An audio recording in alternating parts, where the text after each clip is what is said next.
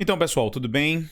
Sejam bem-vindos de volta aqui ao curso de Exposição Bíblica Oral. Essa é a aula 6, né, ou pelo menos a introdução para a aula 6. E antes da gente ver o conteúdo da aula 6, especificamente, deixa eu falar sobre duas coisas importantes. A primeira é com relação às traduções que eu sugeri para vocês consultarem na sua preparação de sermão, né?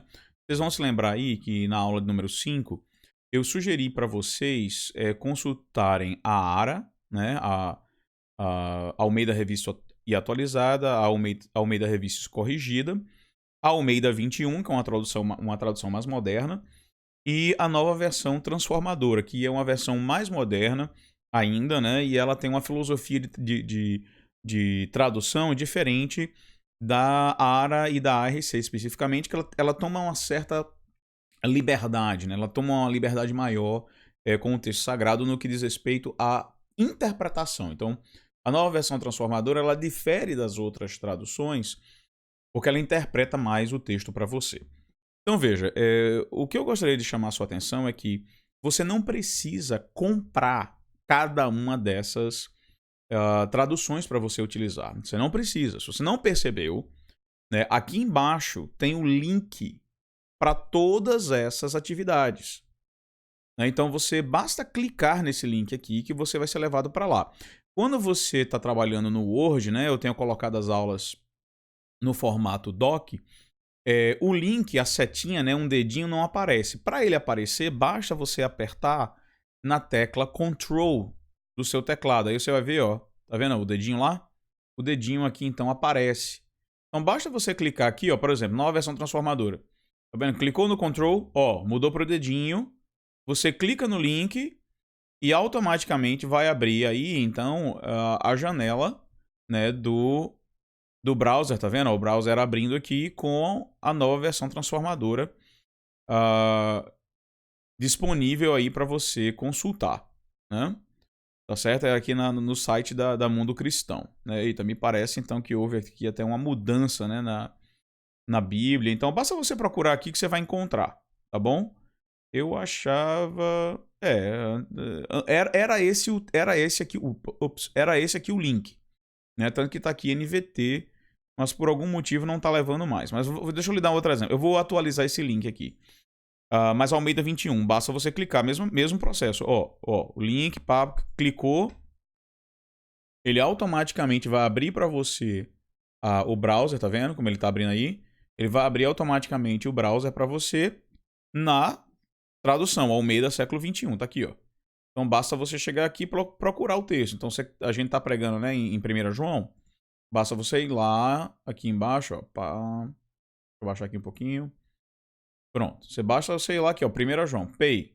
Clicou em 1 João, capítulo 1, tá. Clica aqui na lupazinha e vai aparecer para você aí, ó, o texto de 1 João na nova versão, ou na nova versão não, na Almeida século 21, tá bom? Eu vou fazer a atualização do link aqui para a nova versão transformadora, não sei exatamente o que aconteceu. Obviamente a Mundo Cristão deve ter mudado, né, o link para essa Bíblia, mas eu vou colocar o link atualizado para ela, certamente o texto continua aqui disponível em algum lugar, né? Eu vou colocar aqui para vocês, tá bom?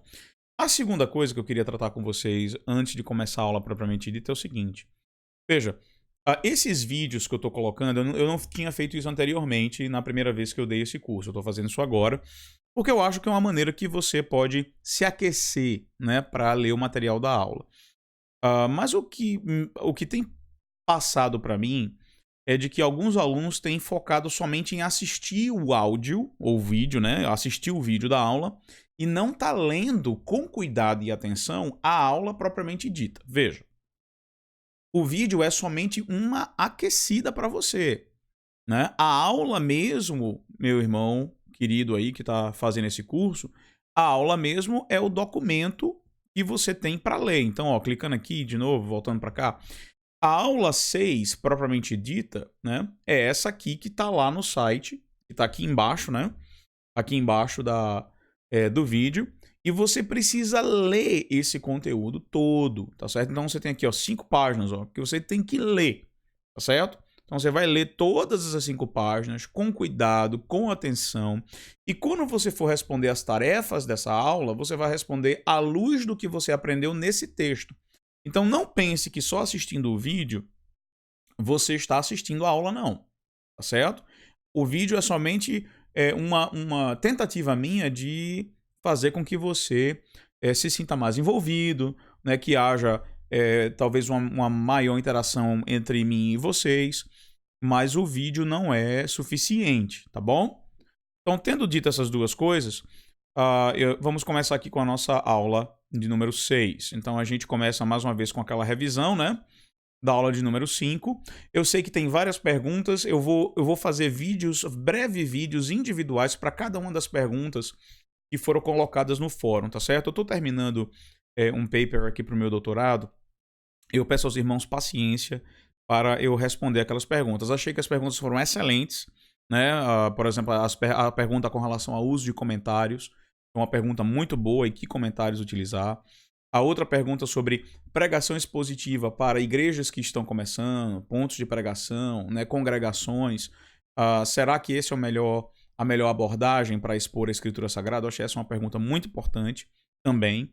E eu quero lidar com elas num breve vídeo, porque isso aí fica para vocês depois, para você revisitar, né, para você ler e escutar de novo. Entretanto, eu estou um pouco atarefado essa semana, então eu peço a vocês só um pouquinho de paciência para que eu possa respondê-las dessa maneira. Então, aqui revisitando a aula 5, então basicamente na aula 5 o que nós vimos foram aqueles princípios iniciais de interpretação bíblica, né? Então nós vimos aí a utilização das ferramentas eletrônicas, né? Lembre-se mais uma vez que várias daquelas ferramentas eletrônicas estão disponíveis na internet. Então eu falei para você do eSword, né? O eSword você pode baixar. Tem várias bibliotecas, né, de graça. Tudo bem, só se você souber inglês, né, como eu havia falado anteriormente. Se você não tem domínio da língua inglesa, então realmente essas ferramentas não funcionam para você. Mas tem o eSword, tem o Google Books, tem aquele site lá do Charles Spurgeon, né, comentando comentários. Então você pode consultar todo aquele material. Eu vou gravar um videozinho somente sobre isso, como utilizar esse material e como acessar esse material. Você ali vai ter tudo que você precisa, né? Por outro lado, mais uma vez, se você não sabe inglês, então tudo fica mais difícil para você. Porque você está limitado à língua portuguesa. E, infelizmente, na língua portuguesa, os recursos são escassos e caros, né? Essa é uma grande dificuldade que nós temos ainda no Brasil, né? Na língua portuguesa. Então, aí é que você precisa depender da sua exegese mesmo, né? Por isso que você precisa domínio das línguas originais, né? Eu lembro que conversando uma vez com um pastor, né, eu olhei para a biblioteca dele e vi que ele não tinha um só comentário. E ele falou assim aí eu falei assim para ele, poxa, reverendo, o senhor não tem nenhum comentário bom aqui, né, para lhe ajudar. Ele falou para mim, né, meio que inocente, eu acho, eu detesto comentários. Detesto comentários. Se eu tiver comentários, eu não vou fazer o meu próprio comentário da Escritura. E sabe, de certa maneira, esse é um ponto válido, né? Às vezes o comentário ele pode se tornar uma muleta para você, tá certo? E você tem que lutar contra isso. Tanto que eu falei na aula passada que o comentário é a última fase, né? É o último elemento aí da preparação do sermão.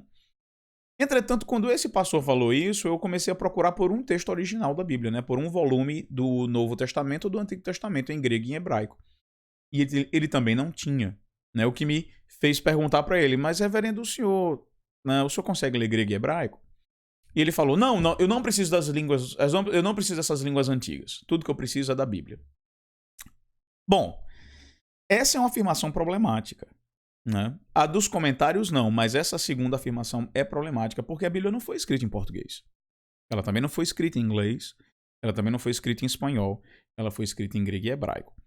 E os comentários, eles servem pra gente como uma luz de especialistas nas línguas originais. Pelo menos essa deve ser a principal função de comentários pra gente, né? Seria uma ajuda para entender quais são os pontos exegéticos do sermão que devem chamar a nossa atenção. Por isso que, para você e não sabe inglês, mas está estudando o texto original, o grego e o hebraico, né, especialmente no nosso caso aqui, fazendo preparação desse sermão em 1 João, o texto grego, você precisa aproveitar esse momento para revisar o seu grego e para aprofundar o seu conhecimento na língua grega. Né? Porque se você não tem acesso a comentário, de fato, você vai ter que fazer o seu próprio comentário. Mas para você fazer o seu próprio comentário, você precisa ter conhecimento da língua original. Senão, você não vai ter comentário nenhum para fazer. Né? E você não vai poder, então, achar aquilo que eu chamei de pepitas, né? Pepitas exegéticas no texto grego. Tá bom? Então, basicamente, essa parte de revisão aqui lida com essas questões do que é que a gente vai trazer para o púlpito, o que é que não vai trazer. E, por último, né? Eu quero lembrar para você disso aqui que é muito importante. Não esqueça daquilo que a gente chama de regra de fé, né? Isso aqui que é muito importante, aqui, ó, regra de fé. Não se esqueça desse detalhezinho aqui. Por que a regra de fé é importante? Porque tudo que a gente lê na Escritura precisa se conformar, precisa se adequar a outras coisas que nós conhecemos na Escritura. Veja, a confissão de fé nos dá uma regra muito importante, ou pelo menos duas regras muito importantes de hermenêutica, que você não precisa de um livro muito complicado para lhe ensinar. A primeira regra é que a Bíblia interpreta a Bíblia. Né? A própria Bíblia interpreta a Bíblia. Mas ele dá uma segunda regra, ou digamos, ou um desenvolvimento dessa regra, que muitas vezes a gente esquece. Na confissão de fé nos é dito o seguinte, que a Bíblia interpreta a Bíblia. Mas textos mais claros jogam luz em textos mais escuros. Isso é muito importante. Né? Não é o contrário. Né?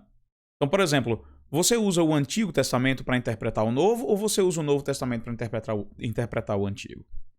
É óbvio que é o oposto. Né? É óbvio que é o Novo Testamento que interpreta o Antigo. A Carta aos Hebreus é um excelente exemplo disso.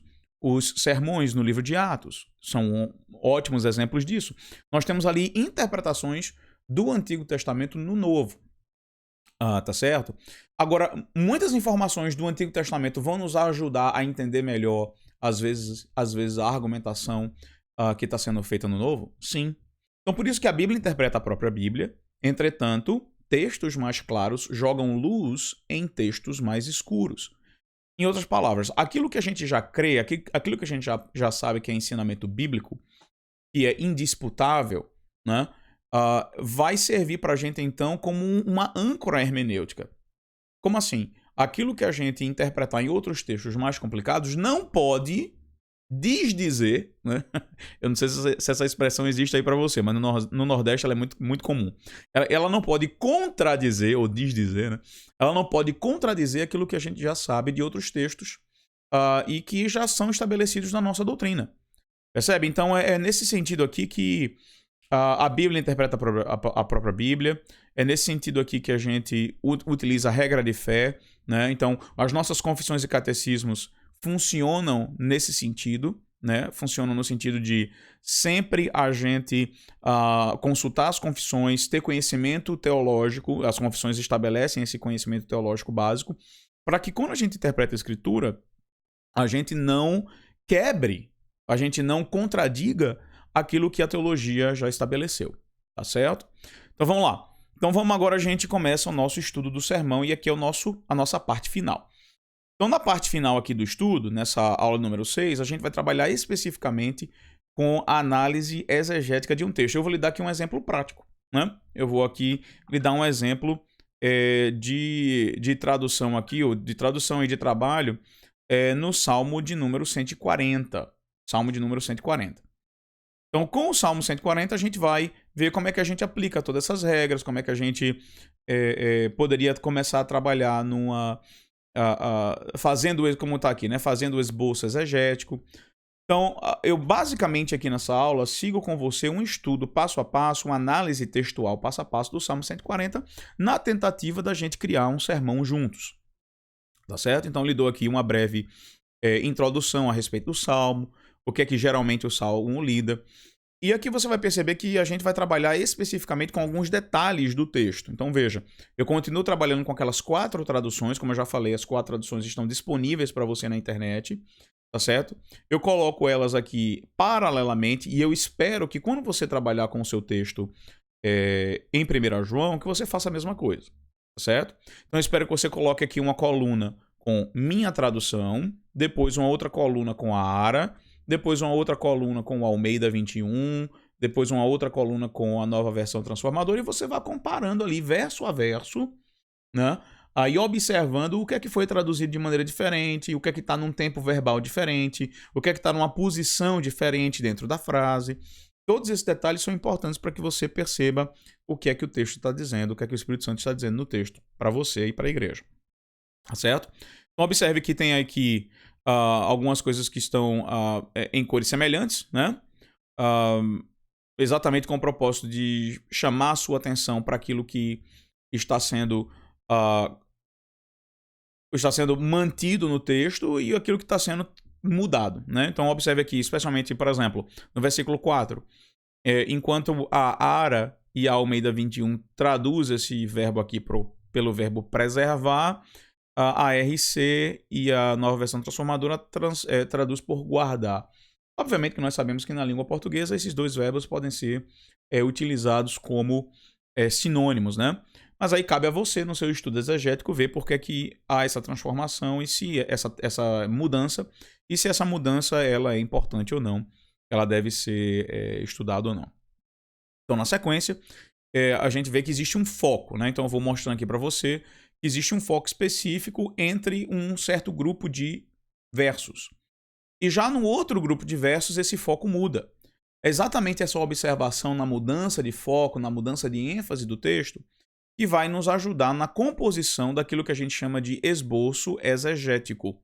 Então veja, enquanto essa primeira seção aqui, dos versículos de 1 a 5, trabalha com guardar, preservar, então existe uma ideia de proteção, os versículos seguintes, de 6 a 11, trabalham muito com uma outra ideia, né? A ideia muda, então a ideia do Senhor ser o vingador do seu povo, né? Você veja aqui que o foco passa a ser a vingança. E na última sessão do Salmo, novamente você tem aí uma mudança de foco, e o foco é a restauração, né? Ora, leia o texto e perceba isso, né? Mais uma vez, essas são evidências exegéticas.